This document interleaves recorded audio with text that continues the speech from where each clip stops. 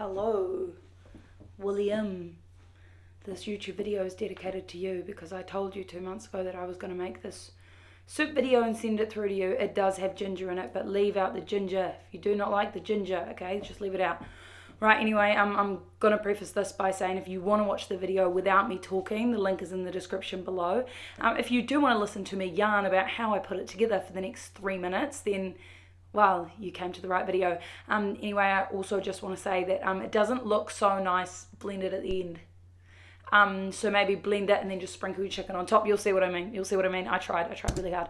Right, anyway, so here's the soup. Basically, cut up your onion, mushroom,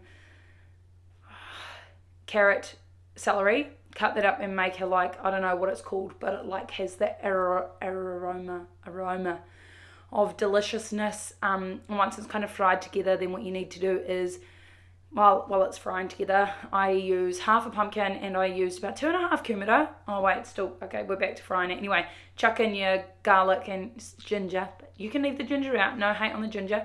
I always chuck in a little bit of mustard, I don't know why. It's just something I do. Pickles, the reason why I chuck in pickles is it gives it like some acidity. You probably could put some vinegar or something in it, but I'm not doing that. I just put a few pickles in there. Once you blend it up, you'll never know there's pickles in there, but they do taste delicious. Don't go lightly with your salt and pepper, by all means. And also put in some herbs. I think I did put in some herbs.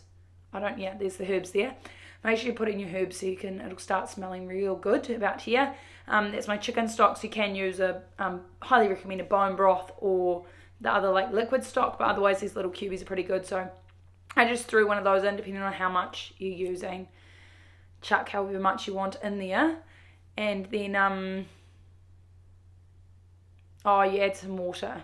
But here's my pumpkin I cut up. Oh man, I'm all over the place. Here's my raw chicken. What am I doing?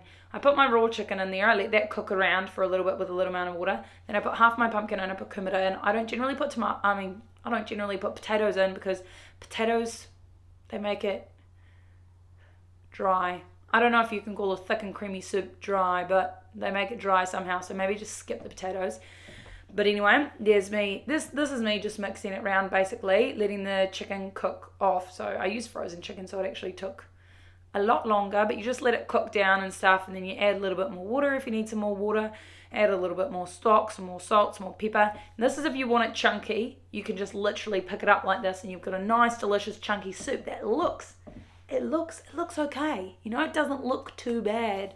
It's very like rustic. Very rustic. And here's where I screwed up though. I pulled out my chicken. So what I normally do is I just pick out my chicken. So if you're using like bone-in chicken, this is a really good point where you could just shred it off the bone. And then I blended it. That looked nice. See, now I should have scooped that out and just sprinkled the chicken on top. But for some reason I just decided to mix it up. And then the lighting wasn't working. It wasn't doing me great things. So it looks like that. I can tell you it tastes delicious, but anyway, that's how I make the chicken soup I was telling you about. So enjoy the chicken soup. Yeah, don't be off put. It does taste delicious, but enjoy the chicken soup.